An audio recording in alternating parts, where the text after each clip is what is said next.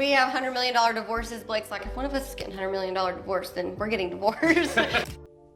Miranda Lambert has been called a homewrecker, a hypocrite, and country music's most dangerous woman. After Blake, she dated Anderson East. Then she was linked to a married man whose wife found out about the divorce through a newspaper. Then she secretly married an NYPD officer 3 months after meeting him. Every chapter got louder and messier than the last, but through all of it, she never once said what she really thought about Blake Shelton. Not in interviews, not on social media. She let the songs carry it until 2025, when she finally opened her mouth, and fans are still processing what came out. Miranda Lambert did not grow up hearing love stories that ended neatly. She grew up watching the ending happen in real time, because in her house, betrayal was not a rumor. It was a case file. Her parents, Rick and Bev Lambert, ran a private investigation firm in Texas, right in the years when oil money made people feel untouchable. Rich doctors, lawyers, and athletes spent like kings, partied like there were no consequences, and cheated like nobody would ever find out. That is where Rick and Bev came in. Bev had a way of making people feel safe around her, so she would lean into that charm and step right into their world. Sometimes it meant beach resorts, sunshine, and small talk that sounded innocent. She would sit there in a bikini with a beach bag that held more than sunscreen, because inside that bag could be a recorder, quietly catching a full confession of a messy affair. Meanwhile, Rick would be out where nobody looked, hiding in dunes with a camera, waiting for the one photo that turned suspicion into proof. And Miranda was not kept away from it. When she was 6 or 7, she went along on missions, but she was never treated like a kid who needed protection. She was treated like part of the plan. They would dress her up like a cheerleader selling candy for school, and she would walk into a suspect's home with a smile that looked harmless. While adults talked and distracted each other, she would slip into rooms, looking for what people always leave behind when they think they are smart. Love letters, photos, notes tucked away like secrets that could not breathe in daylight. She never got caught, and she never had to testify. Still, she saw enough to learn how lies live inside normal houses. One case hit like a punch because it was darker than simple cheating. It exposed a doctor's wife who had gotten tangled up with a young international drug dealer. Miranda was still a child, but she watched adults panic, watched the calm mask fall off, watched how fast a fancy life can turn dangerous when the truth gets dragged into the open. After a while, it stopped being shocking and started being familiar. That is what changes a person. You start believing that loyalty is rare, and you start feeling angry at people who treat trust like a joke. Then, the stakes got even bigger. Rick and Bev were hired by Paula Jones's lawyers, and suddenly, their work brushed up against the most powerful man in the country. For 2 years, they built a case against Bill Clinton, and those massive files did not live in some secret office downtown. They sat at home, right there in the family space. Miranda grew up with the weight of secrets stacked like paperwork. One day, something happened that did not feel like normal trouble. A helicopter hovered over their home, and it had no tail number. That alone told Rick everything he needed to know. He did not stand there staring at it like a movie scene. He moved. He started hiding what mattered, because when you spend your life exposing other people's lies, you learn what power looks like when it comes hunting. Subpoenas came fast after that. Ken Starr's team seized their files for the impeachment, and the Lambert family, who were used to stalking cheaters in parking lots, suddenly found themselves pulled into White House-level drama. Miranda took that in too, and somewhere inside her, a hard rule started forming. Cheaters were not cute. Cheaters were not complicated. Cheaters were the reason people cry, lose homes, and become strangers to their own lives. Rick Lambert had another side that made the whole house feel even wilder. Before the private investigation work, he lived a double life that sounded unreal, but it was real. He was a Dallas undercover narcotics cop, and at the same time, He was the frontman for a 1970s country rock band called Contraband.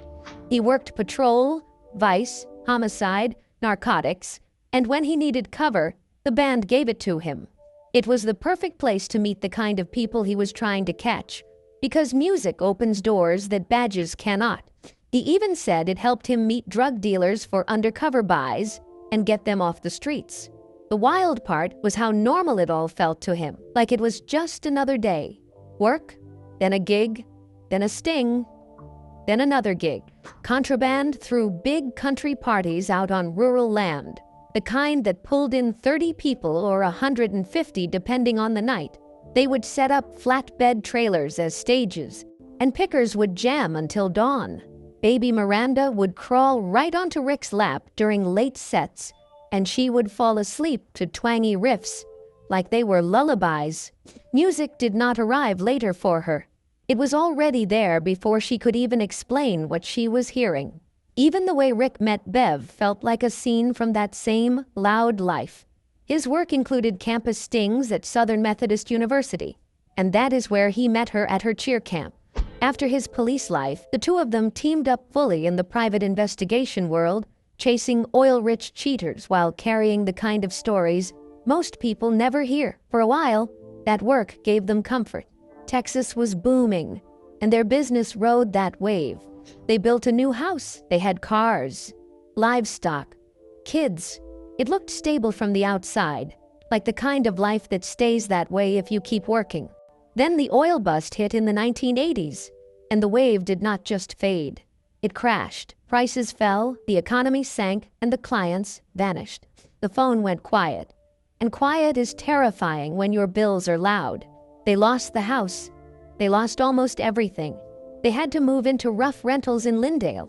And the change was not gentle. It was sudden and humiliating.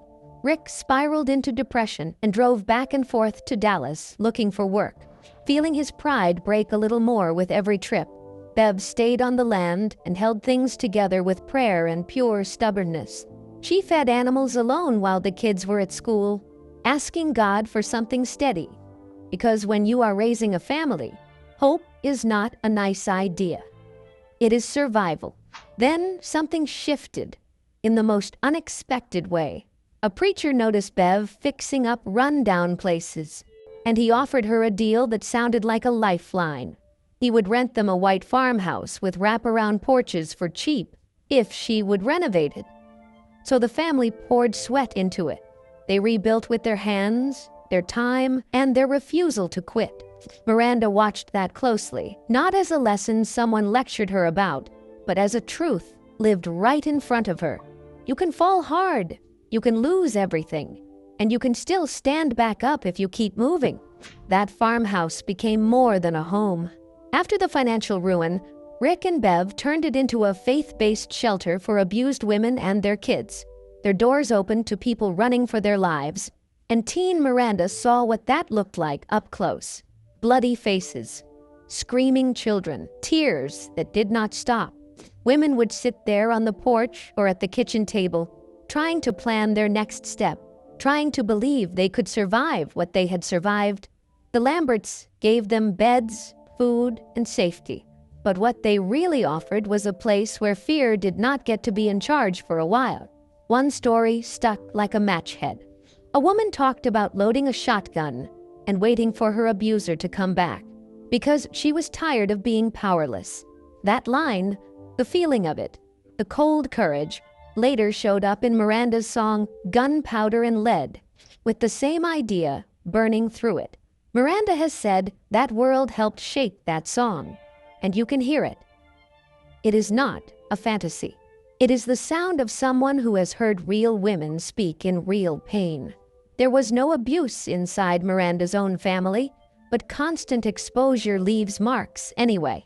It hardens your view of loyalty. It makes you hate the people who cause harm.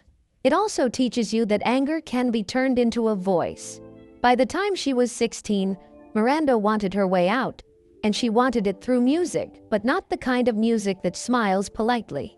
She begged her dad for a Nashville demo trip, and when it finally happened, it was nothing like she imagined. The people there tried to hand her tracks, that felt like shiny pop dressed up as country. She hated it. She cried. She ran out of the studio and drove straight back to Texas, furious, embarrassed, and done with being shaped into something she was not. That drive back did not calm her down. It sharpened her. Out of spite and pride, she demanded guitar lessons from Rick and started teaching herself raw country riffs alone. If the industry wanted to puppeteer her, she was going to cut the strings herself. Not long after, she was a high schooler fronting the house band at the Rio Palm Isle in Longview, a legendary dive that had hosted names like Elvis Presley, Willie Nelson, and Brooks and Dunn. She stood on a stage that had seen giants and sang into rooms full of adults, beer, smoke, and loud opinions. People clinked pool balls while she sang. People shouted requests. People booed when they felt like it. But that bar life gave her armor. It taught her how to hold her ground when the room does not care about your feelings. She joined the Texas Pride Band and kept building that tough style night after night. The rejection in Nashville became fuel, and you can see how it shaped her early fire. It is the kind of origin that makes kerosene feel like payback, because for her, it was. In 2003, her big break came through Nashville Star, but even that started rough. At 19, from Lindale, Texas, she bombed her first audition. It was half-hearted, and they sent her packing. Her mom, Bev, tired of driving her to endless gigs and tired of watching her waste chances, pushed her to try again in another city.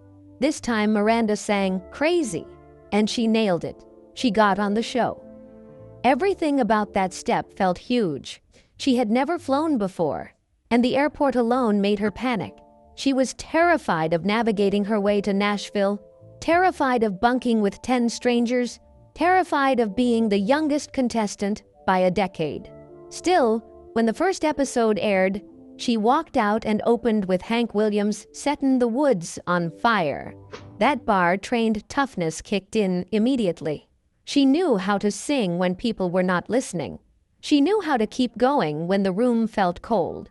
She ended up placing third behind Buddy Jewell and John Arthur Martinez, and secretly, she was relieved. Winning meant releasing a song the label picked, and she did not want that kind of control over her, but the show did what it needed to do. It put her in front of the right eyes. Epic Nashville saw the fire in her, and on September 15, 2003, she signed, but not quietly. She walked into that deal with demands that sounded insane for a teenager. She wanted her songs. She wanted her guitar. She wanted jeans only, not frilly dresses, not sequins, not a costume. The executives did not love hearing that from a newcomer, but she held firm anyway. That moment matters because it shows who she decided to be. She would rather risk everything than become a polished version of someone else. 2 years later, that decision exploded into her debut album, Kerosene. Released March 15, 2005, it hit hard right away. It sold around 40,000 copies in its first week and went to #1 on Billboard Top Country Albums, even without the kind of hype people expect for a brand new artist. The title track, Kerosene, which she wrote alone with a nod to a Steve Earle melody, went gold on March 6, 2006, hitting 500,000 units. It even pulled a Grammy nomination early on, which stunned Nashville because she was still treated like an outsider by a lot of people. The video matched her energy, and she leaned into it. She torches an ex's truck with a kerosene can blazing, and the whole thing feels like the barroom anger she grew up learning to control. It was also the opposite of her first demo trip as a teen, the one that cost her dad around $6,000 and left her crying because it sounded cheesy. Kerosene proved she had learned exactly what she hated, and she built a record that sounded like her. 11 of the 12 tracks carried her words, and her debut single, Me and Charlie Talking, co-written with her dad and Heather Little, cracked the top 30 even with the odds stacked against her. Radio ignored her again and again at first, but fans did not ignore her. They bought her. After that, Nashville still tried to smooth her down, and she still refused. Labels kept pushing safe pop country fluff, and she kept choosing gritty originals. She picked producer Frank Little for a rawer sound, and she held on to that Texas-rooted edge even when people called her stubborn. That kind of stubbornness can look like trouble until it becomes a career. In 2007, she followed with Crazy Ex-Girlfriend, and you can feel where it came from if you know what she grew up around. The private investigation world, the cheating busts, the betrayed spouses sobbing, the motel drama, and the shelter stories all blended into songs that did not pretend love is always sweet. The title track leans into jealousy and chaos, but it does it with a wink and a bite, because she understood the mess behind those labels. She took the idea of the crazy ex and turned it into something more honest, more angry, and more human. Then in 2009, Revolution arrived like a storm. It debuted at #1 on Billboard Top Country Albums and spawned 2 #1 singles. Behind the scenes, she wrote songs like White Liar on her couch, and she admitted she was scared by how personal she got. That fear is usually a sign that you are telling the truth. The album went on to win Album of the Year at both the ACM Awards and the CMA Awards, which is rare, especially for someone who had been told she was too rowdy. It hit gold in February 2010, went platinum by October, and later reached double platinum. It was the moment where the industry could not deny her anymore. Around that time, one song shifted her image in a different direction. In 2010, she released The House That Built Me, and it was not a revenge anthem. It was soft, aching, and exposed. The song had been pitched around to big names for years, and everyone passed, until Miranda heard the demo on her tour bus and felt it hit her own story.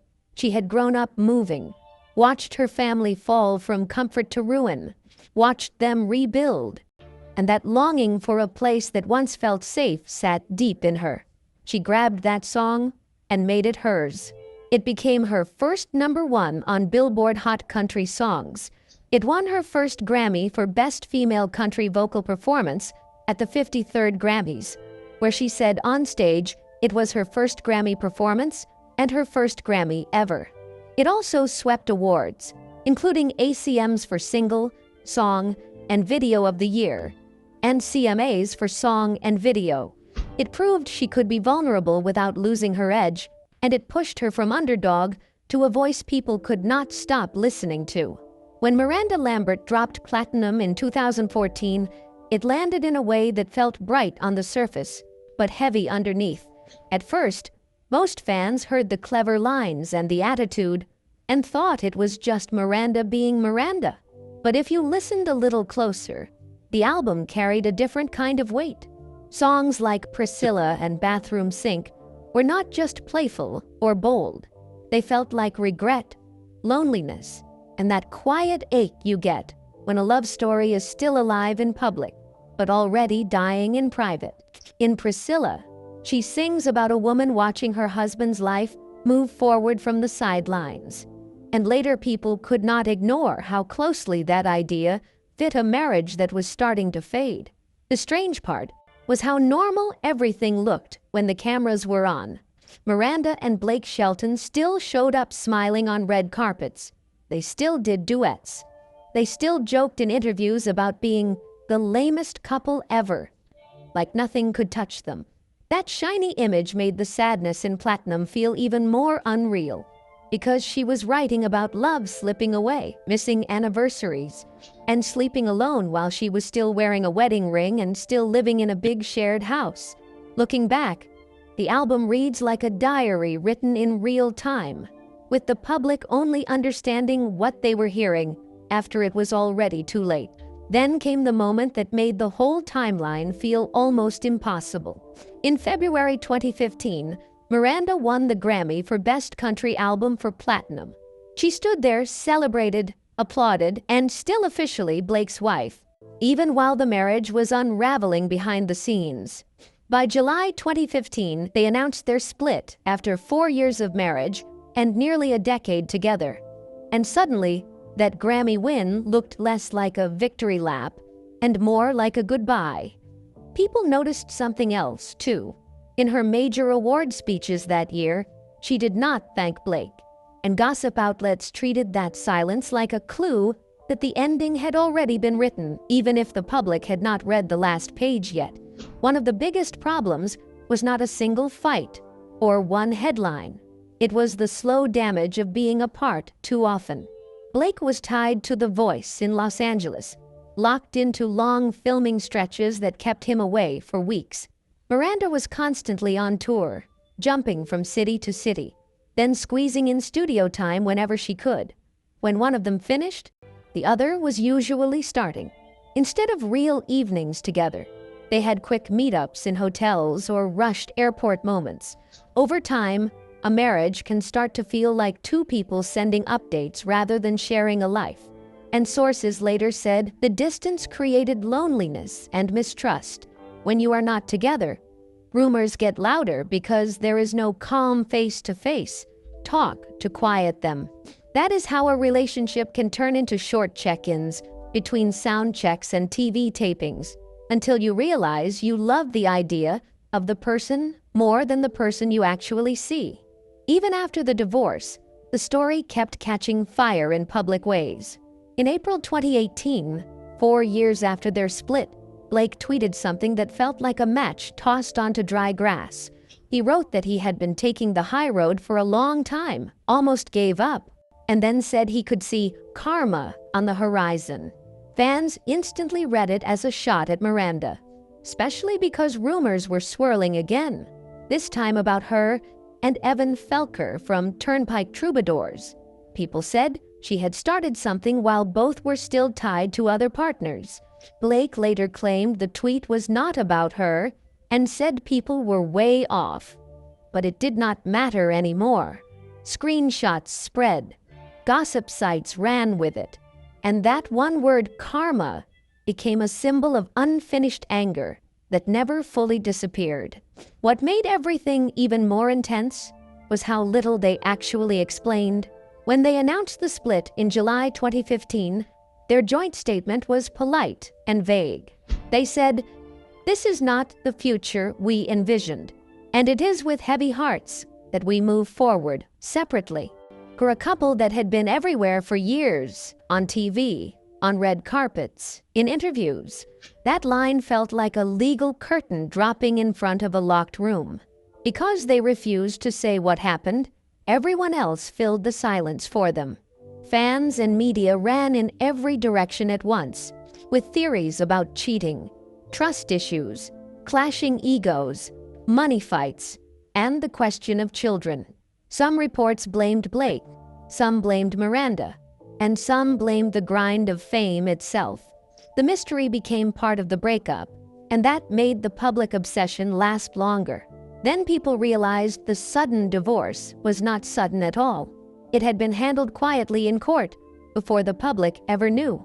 Records showed the filing happened weeks earlier, and the divorce was finalized on July 20th, 2015, by an Oklahoma judge.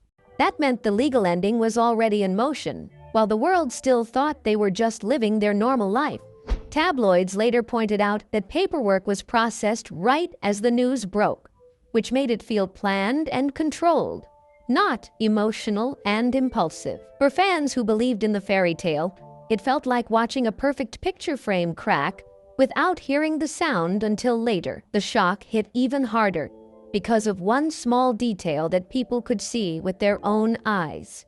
Blake was photographed wearing his wedding ring just a day or two before the announcement, smiling at public events like everything was fine. Then the ring was gone almost overnight, and the statement gave no real answers. That is how you get a wave of fans saying they felt blindsided, like the truth had been kept just out of reach on purpose. And right when people were still trying to understand the ending, a new storyline appeared fast. By the end of 2015, Blake was being photographed with Gwen Stefani, his co-host on The Voice. And by early 2016, they were openly showing up together at events. The speed made everyone argue about the timeline. If he was wearing his ring days before the announcement, Where was he emotionally when he started leaning toward Gwen on set? Their on-air chemistry was already well known, so rumors grew that something had been building earlier.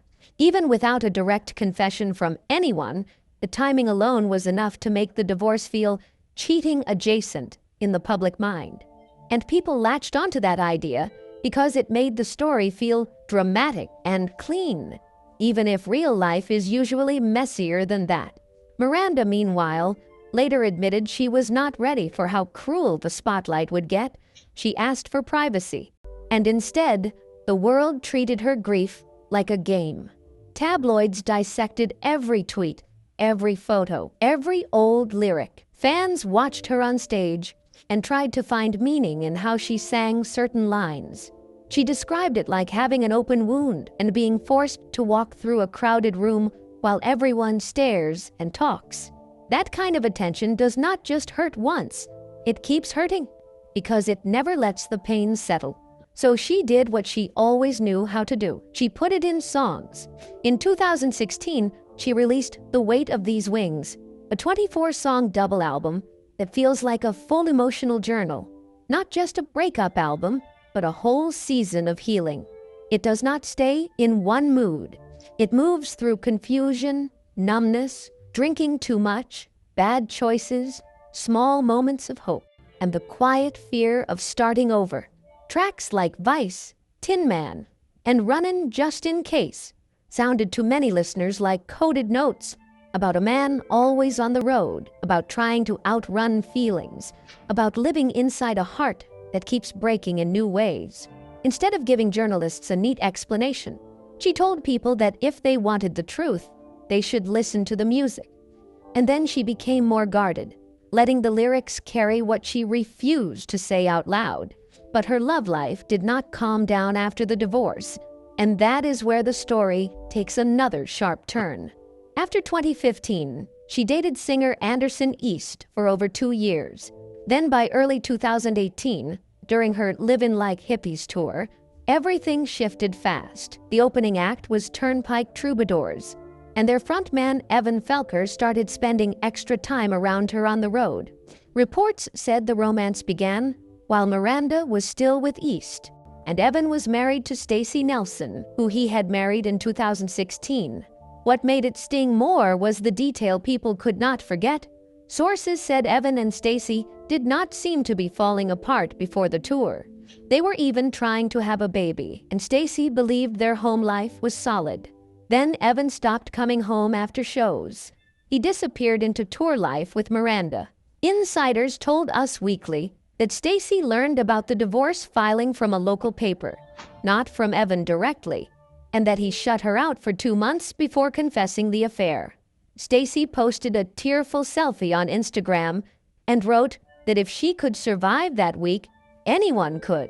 The public reaction was loud because the irony was too sharp to ignore. Miranda grew up watching her parents run a detective agency that caught cheaters, and her music built a fierce image around betrayal and payback, especially songs like Kerosene. Now the headlines painted her as the other woman in a story where a baby had been planned. Fans who loved her honesty suddenly called it hypocrisy. Photos of Miranda and Evan holding hands in New York City that July only fueled the fire. The fling lasted months, then collapsed by August 2018, when Miranda called herself happily single in interviews and tried to move forward. Then the timing of Blake's karma tweet started to look even more pointed. It came in late April 2018, just days after stories about the Evan situation blew up. Blake never named Miranda, but people connected the dots anyway. Some fans cheered, others called it petty, but either way, it turned the whole thing into a bigger public feud. He later deleted the tweet, but it did not disappear. Screenshots never do. Right after that chaos, Miranda shocked everyone again, this time in the opposite direction. In January 2019, she secretly married NYPD officer Brendan McLaughlin. Only about 3 months after meeting him, nobody even knew they were dating. She had told the Tennessean in August 2018 that she was happily single, and then, suddenly, she was a wife again. The story behind it sounded like a quick spark. Her Pistol Annie's bandmates Ashley Monroe and Angelina Presley played matchmaker backstage at Good Morning America in November 2018, where Brendan worked security. They clicked fast. They married in Davidson County, Tennessee, on January 26th, and she announced it on Valentine's Day with a black and white kiss photo and the caption about meeting the love of her life. The speed raised eyebrows. Some people saw it as a rebound. Others saw it as Miranda grabbing privacy with both hands after being torn apart in public. Brendan eventually quit the force and stepped into her touring world. And for a while, it looked like she had found a calmer chapter. By 2020, she even tattooed his name. And songs like Bluebird felt like relief and peace after a storm. Still, the secrecy that protected her also fed the gossip machine. Because when people do not get details, they make their own. And the gossip machine did not stop. In mid-2025, Brendan ended up at the center of another messy moment, this time at Miranda's own Nashville bar, Casa Rosa. Videos surfaced of him dancing closely with multiple women during a bachelorette party while Miranda was not there. The clips spread fast, and sources claimed Miranda confronted him hard. Brendan's side said it was innocent fun, with a group that recognized him and wanted photos. But fans argued about what innocent looks like when your wife's name is on the building. No divorce filing followed, but it reopened fears that her love life was stuck in a loop where private trouble always becomes public entertainment. Through all of it, Miranda never stopped being bigger than the headlines, and that is where her story gains another layer. She has pushed back against a male-dominated country industry without smoothing herself down to be accepted. When country radio played fewer women, she called the system BS straight up, and she challenged the idea that women do not want to hear women. She told programmers to play one of them, even if it was not her, because then everyone wins. That kind of honesty did not always help her on radio, but it made her a symbol for women who were tired of being treated like a side category. She also built something that had nothing to do with gossip and everything to do with heart. In 2009, she co-founded the Mutt Nation Foundation with her mother, turning her love for shelter dogs into real rescue work. They have raised millions and helped thousands of animals. They run adoption drives at concerts, fill little red wagons with donated food and supplies, and send help into disaster zones like hurricanes and floods.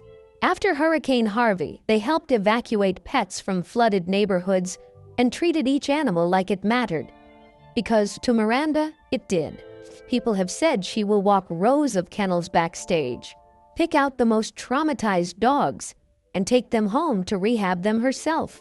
That is why fans sometimes see her with a new rescue dog at events. It is not a prop. It is proof that her life has always had a rescue mission running in the background. Even her hardest songs have roots deeper than simple shock value. Gunpowder and Lead sounds like a revenge fantasy, but the fear inside it came from what she saw growing up. Her parents were private investigators, and they sometimes took domestic abuse victims into their home. Miranda has said her own family life was safe, but they brought all the pain in, and she heard stories of threats, broken bones, and women who stayed because they had nowhere else to go. That is the kind of real-world darkness that shaped her writing, making her lyrics feel specific instead of soft. It also explains why she grew up fast. By 17, while most teens were thinking about prom and homework, she was already performing in bars and honky-tonks, touring, making money from music, and graduating early from Lyndale High School in 2002. Her teen years were not a slow coming of age. They were tour vans, motels, rehearsal rooms, and adults judging her voice and her image before she even had time to be a normal kid. And then, after almost a decade of noise, she finally hinted at something that felt like real closure. In a 2025 interview clip, she said she had let go of all the bitterness toward Blake. After years of pain, years of people picking sides, Years of her turning hurt into albums and silence into lyrics. She sounded like someone who got tired of carrying the weight. That does not mean the past suddenly became pretty. It just means she stopped letting it own her. In the same spirit, moments like a 2024 podcast clip where she laughed when Blake's name came up made people pause, because laughter can be the clearest sign that the wound is no longer open.